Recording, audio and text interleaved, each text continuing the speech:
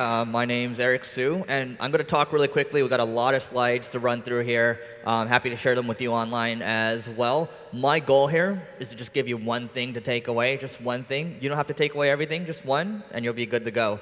So, a quick introduction on myself. I am Eric Sue. I also do a podcast with my buddy, Neil Patel, and even if you get nothing from this, you can at least listen to this podcast. It's every single day. We talk about advanced, intermediate stuff. It's the good thing about this podcast is that we're forced to one-up each other all the time because, well, we kind of have to. It's like when you're on a panel. You have to like share the really good stuff that you're doing in marketing. Most marketers don't like to share that stuff. We do. We also have our software businesses. We have our marketing agencies, and we both speak at conferences. So it forces us to keep the bar high. Now, the other podcast I have, if this will work. Trying to get it to work. Or we can do next slide. That works. So the other podcast I have, I've been doing this for about 4 years. This one's called Growth Everywhere, and this is where I interview world-class entrepreneurs. I actually like this audience more. It's a little smaller. And I'm going to talk to you about the benefits around podcasting as well. But don't worry, this talk isn't about podcasting. So what I also do, what we were talking about a little earlier, was I have this marketing agency called Single Grain.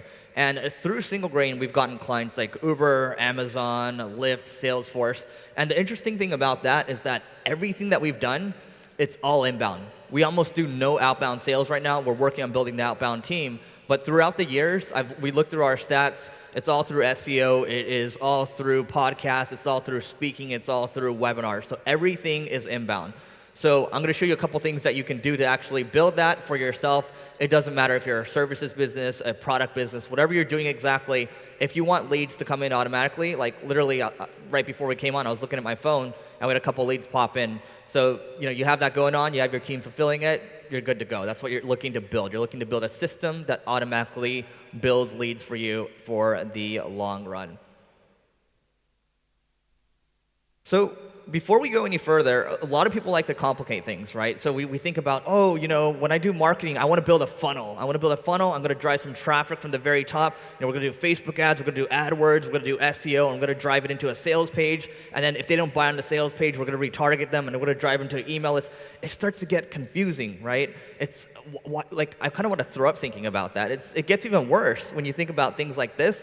You can't even read this. It's hard to understand. So I think when you think about marketing, think about simplifying it first. When you try to do too many things in the beginning, it makes things harder for you, and you end up having analysis paralysis. You end up doing nothing. So instead of thinking about things like this, instead of doing, people like to go from this to this, right? You want to go small Mario to big Mario. But here's the thing, it doesn't work like that. So just make things simpler. It'll be easy for you to digest, and I'll give you a couple of systems, and it'll work for you. Cool? All right. So the first thing you got to understand is around traffic temperatures. So when you're buying ads, for example, from Facebook, or you're doing SEO, or whatever you're doing exactly, you can't drive people to a sales page immediately. You can't ask them to buy immediately. And when people in America like using the dating analogy all the time, you can't ask someone to marry you in a bar. I hate the analogy, but I'm just trying to keep things simple right now, right? That's the format of this talk, or simplicity. So think about this. When you're driving traffic, instead of telling people to buy something immediately, drive them to a blog post, drive them to a podcast, drive them to a case study. You guys have all this content already. I hope you're producing content. And after they consume your content, maybe you can retarget them on Facebook to a product, or maybe you can retarget them to an ebook. The higher dollar value of what you're selling, the longer it's going to take for them to buy from you, right? So if you think about Microsoft, for example, or Salesforce, their customers are worth $150,000 US, $200,000, millions of dollars. And they're willing to lose money in the first year or a couple years, and eventually they know that's going to pay back. So if they will pay, if a customer is worth $1.5 million to them, they can pay, $14,009,999 all the way up to $1, and they'll still be profitable in the long run. So one thing you can consider with this talk, not even around marketing, is a lot of you that are doing software as a service, for example, or even services, you should consider raising your prices. A lot of people, they're kind of too scared, and they look at their competitors and kind of copy their pricing. Think about raising your prices. That's a simple thing you can do, and I recommend reading a blog called Price Intelligently if you want to raise your prices. So going on this, Once you get people to opt into your email list, or once you get them to spend $1 with you, then you can get them to move to the next phase. You can start to charge them more money for a higher dollar offer. This is your hot traffic. So you have cold traffic, you have warm traffic, and then you have hot traffic. Keep it like that. It makes things simple. A lot of people still trying to drive people to a sales page to get them to buy. That just doesn't work as well anymore. We're in 2018 now.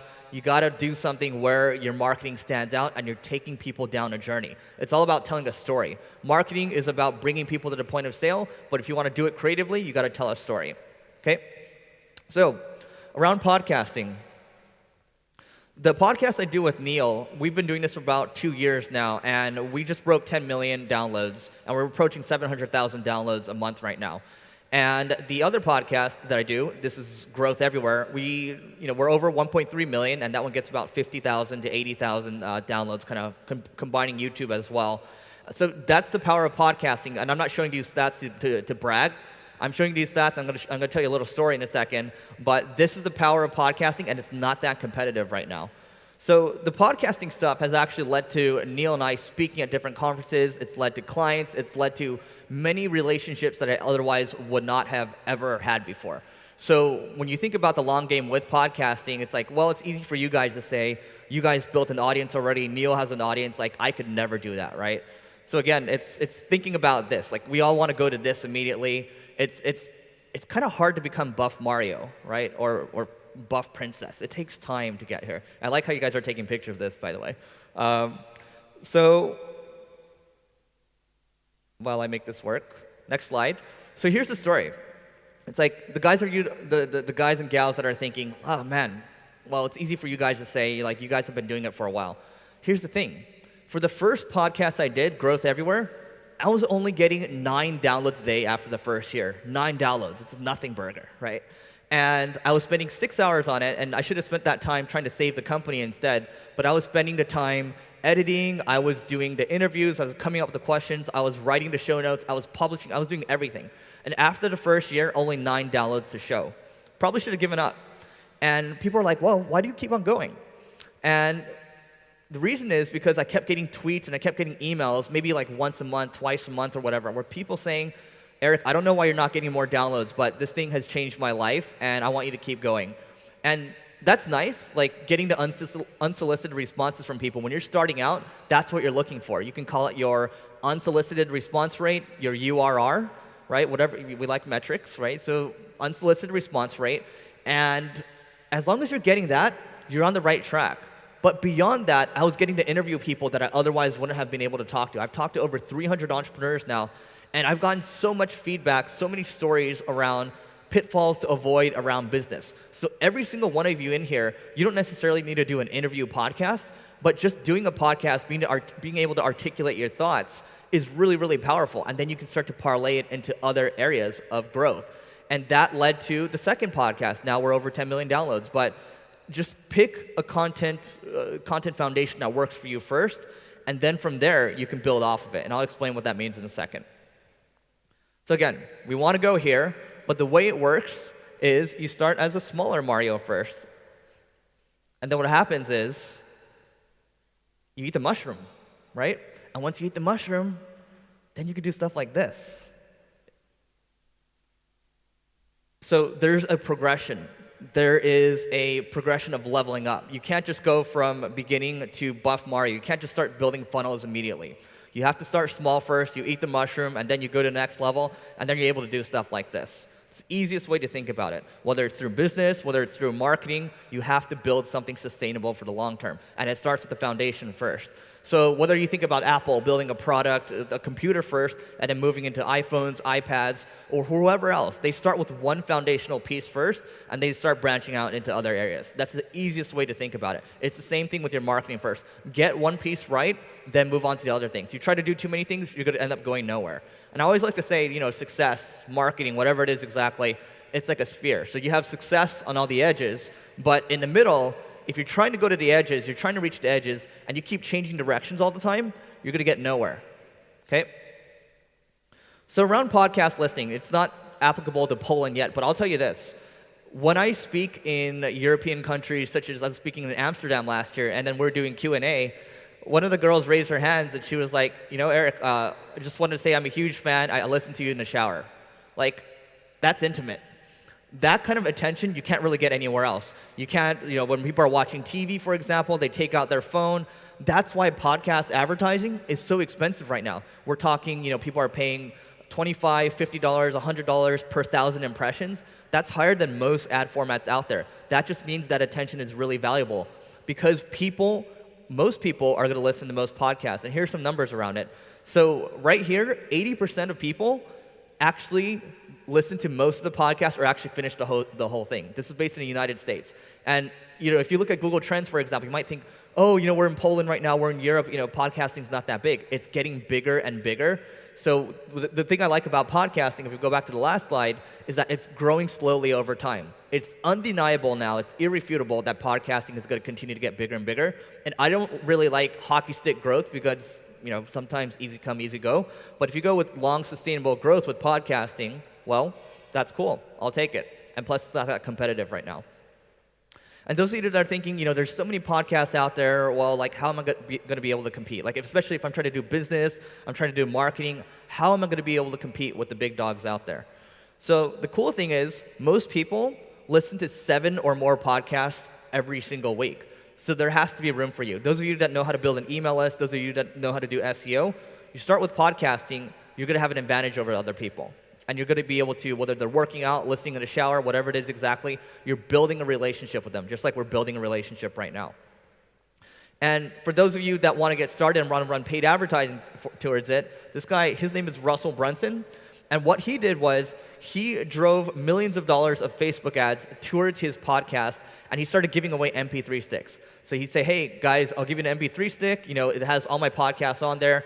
I'm only going to charge you $9 for shipping. And then from there, he actually, once people bought, he started to upsell them on other things, such as his courses, and then he had a bunch of stuff in the back end, such as his software, conferences, all these other tools in there, and he ended up being profitable on his ads, and he ended up growing his podcasting audience so fast that he actually got up to number 5 in business in the United States podcasting. So again, I'm not recommending that you necessarily need to do podcasting. It's not the only way. You can start with blogging, for example. You can start with webinars. You can drive Facebook traffic to webinars, and then from there, try to convert them into your funnel. So you have a lot of different ways of doing it. I'm just showing you what worked well for us, okay? So the key takeaway here, just to make things simple, is to start with the foundation first. I'm just going to tell you, though, with blogging, we're talking about Automatica in the last talk. So WordPress, for example, they have 2 million new blog posts every single day.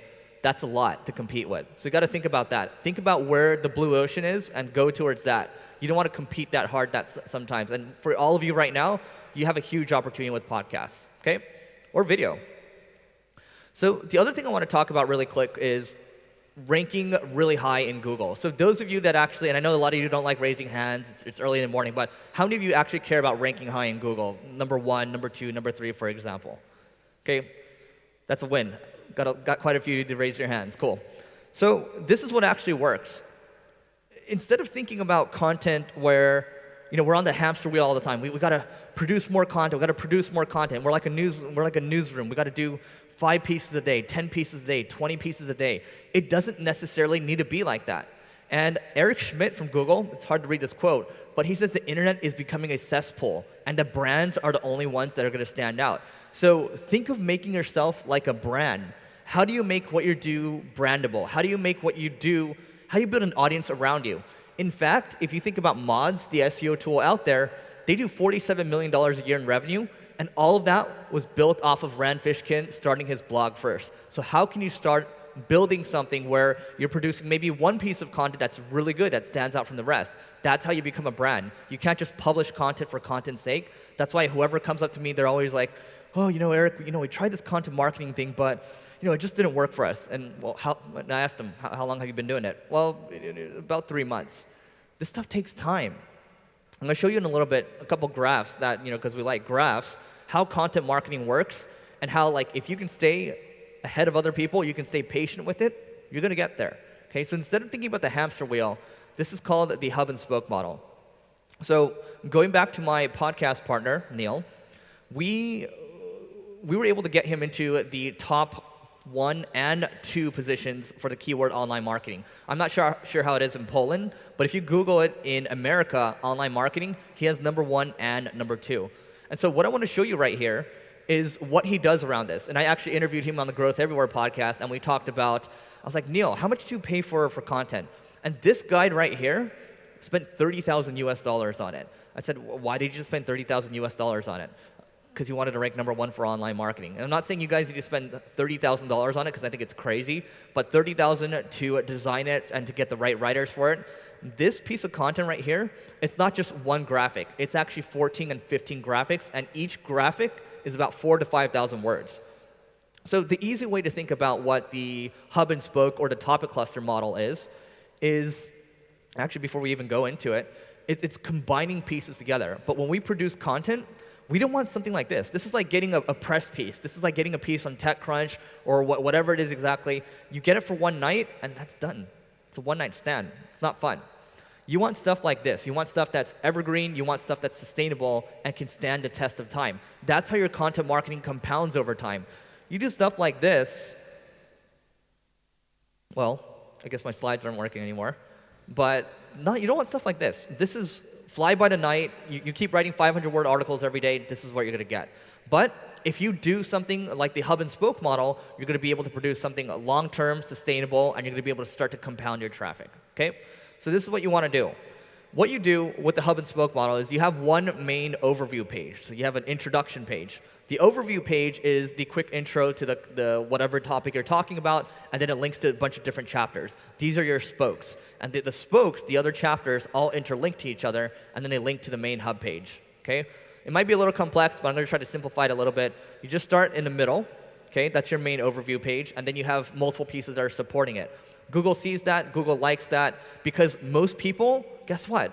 They're not going to spend the time and money and the effort to actually do that. People are lazy, people want things fast, but you guys aren't like that because you guys are at Infoshare, okay? So here's an easier way to think about it. I used to watch Power Rangers growing up, and the easy thing to think about is you have the dinosaurs. By themselves, they're not that strong, they're okay, but when you combine them together, you're able to make the Megazord, right? You're able to go, kill bigger things. It's an easy way to think about it. That's the hub and spoke model. You're just taking individual pieces you have, and those of you that are already blogging, you can probably do this already. You probably have the content. Just make an overview page, combine the chapters, and you're going to be able to make something amazing. In fact, those of you that are into cryptocurrency, blockchain, even if you're in America, you Google blockchain marketing agency, we rank number 1 and number 2 for it just by following this. You can do it too. Okay, it's not that hard. You don't need to spend $30,000. We definitely didn't. We just combined all the content we had and just put it with the overview page. That's all. So the next thing I want to talk about is, you think about Wikipedia. Wikipedia is always ranking number 1, number 2, number 3. How does Wikipedia keep doing that over and over and over? So I'm going to give you a framework that you can actually follow. And I think, actually, if you use this framework alone, this talk has already paid for itself. Okay? So I like using the example of Abraham Lincoln. Abraham Lincoln, I think he was the 16th president of the United States, and he has a page on Wikipedia that has constantly been getting, updated, right? So the reason Wikipedia ranks so well is because in 2007, the post only had 13,000 words. And then you jump up to, 2011 or so, and it goes up a little bit, by 5,000 words to 18,000 words. And then 2014 jumps up to 20,000, and then in 2017, I believe it's 24,000. So the idea behind this is that Wikipedia has UGC, or user-generated content. You can take that same principle and apply it to your website as well. You might not necessarily have different users contributing all the time to your site to update for you. It's a nice luxury to have, but you can also take this framework because Google likes seeing things constantly being updated, okay? So we did this with the post that we had on 10 companies with the best digital marketing campaigns. And, basically what we did was we just wrote about a bunch of companies, Uber, American Express, all these different campaigns in there. We just kept adding to it. We deleted whatever's not relevant, and we just kept adding to it. So in 2016, this blog post was only getting 700 visits a month. It's nothing, right? It's nice for a little blog post, but we decided we're like, this blog post has a little bit of potential. Let's go ahead and update it, see what happens. So in 2017, it jumped up to 4x, right? Jumped up to 2,800. So not bad, just by changing a couple paragraphs, maybe adding 20% to it, deleting some stuff, and that added to a 4x increase. So you don't necessarily need to write new content all the time. Take what you have already and try to figure out how you can make the most of it. Because those of us out there, it's like we're constantly on the hamster wheel. We're constantly trying to produce new content all the time, but it doesn't necessarily have to be that way. If you buy a car, you're not just going to drive it for one day. You're going to drive it for as much as you can, for years to come, right? That's what you want to do. So we decided in 2017 wasn't enough, so in 2018 we decided to upgrade it again. It jumped up to 5,400 visits per month.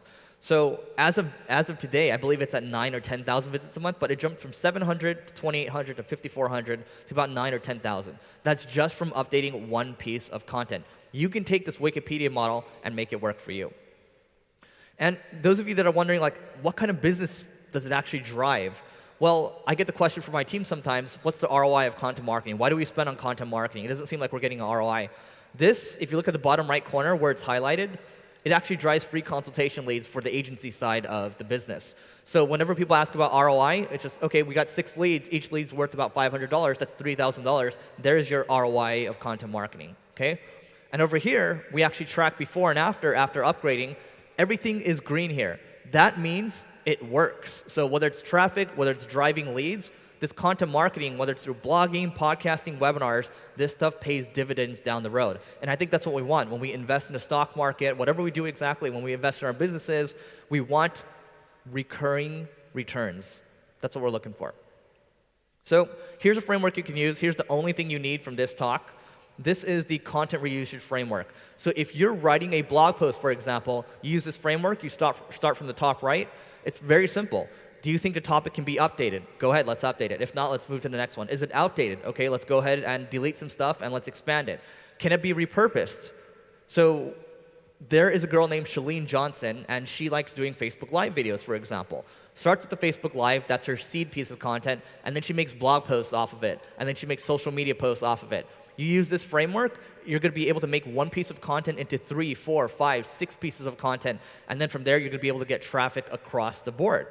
That's the beauty of this stuff. You start with one, you're able to compound it into other areas. Try to figure out how you can maximize your content instead of making new stuff all the time. We don't want short-termism, we want long-termism. Here's an example in play. This is the Marketing School podcast, and Neil and I would do audio every single day. New one every day. How do we go about making the most of it? Google's not able to crawl the audio, so we have a person writing the show notes. We have everything being transcribed as well. We throw it on a site called marketingschool.io, and that site, it's not bad. We didn't build any links towards it. This is an outdated screenshot, but look, it gets 5,000, and it's up to 20,000 visits a month. We don't build any links. It just kind of sits there. And when you Google the word marketing school, we have like the top 5 or 6 rankings in Google.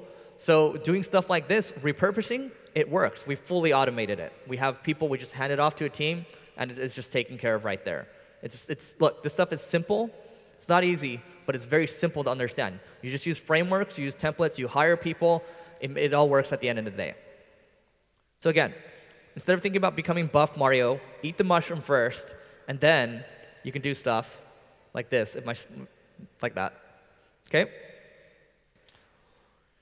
The other thing I want to talk about is around LinkedIn. This is kind of around repurposing again, too. So if we think about LinkedIn, people are like, oh, you know, LinkedIn's kind of old. It doesn't really do that well. But here's the thing. After the Microsoft acquisition, LinkedIn is really starting to take off now.